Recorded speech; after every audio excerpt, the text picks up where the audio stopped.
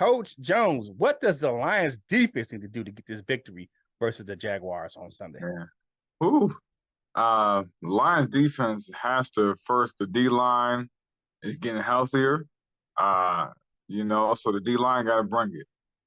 They got to bring it. They gotta make Trevor Lawrence be like, man, I want to go back to Clemson.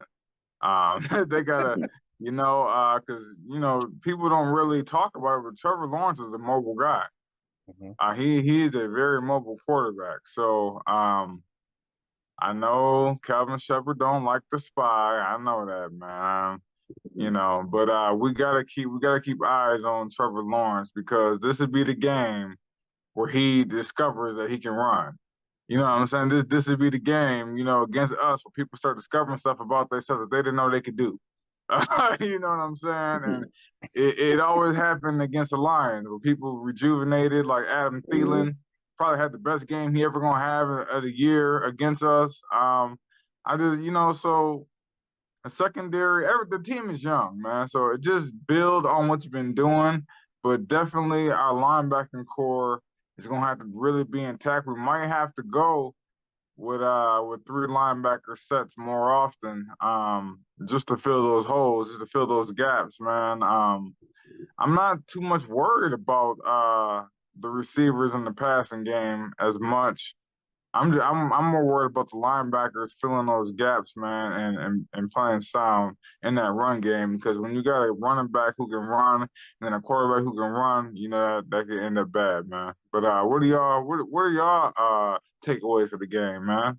For defense, man, I really got a few things, man. Pressure Lawrence into making bad throws.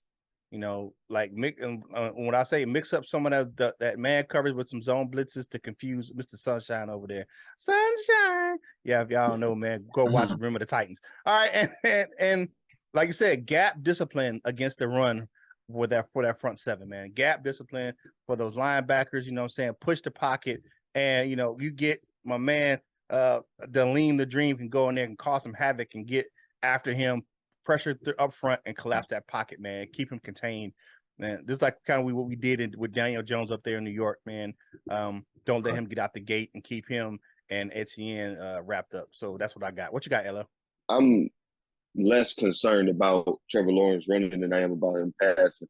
When they get him in a rhythm and he gets hot, he can put the numbers up there. They can like Curt was talking about earlier, him and Zay Jones get the rolling. Could be a long day for somebody. Zay Jones is hard to cover. But we got to attack them where their weak point is their offensive line, and what that's one of our strong suits. So I feel like we can attack them there.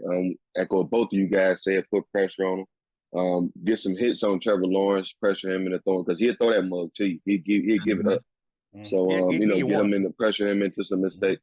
They as a team they'll fumble, they'll turn over a little bit. So pressure them into mistakes. Put hats on them, force fumbles, force interceptions, just force first turnovers, organized chaos, as some people like to say. And as Coach Mike likes to say, bring that violence. Just hit them, man. Play solid, hat on hats, put a hat on these people, man. Attack them where they're weak, and let's get this great big old win on Sunday. They've only scored 30 points one time. I looked at the scores. They've scored in the teens, a few games, in the 20s. They've only scored in the 30s one time. Don't let this be their come-out party. Yeah. Right. That's all I got to say, man. Yeah, definitely. To catch the rest of this conversation on our game preview from Coach Jones and the defense, go ahead and tune in to the rest of the show right here on Detroit Lions on the Prowl, the full version of Lunchtime Detroit Lions Talk, brought to you by Detroit Lions on the Prowl, right here on your home for Detroit Lions News and Rumors.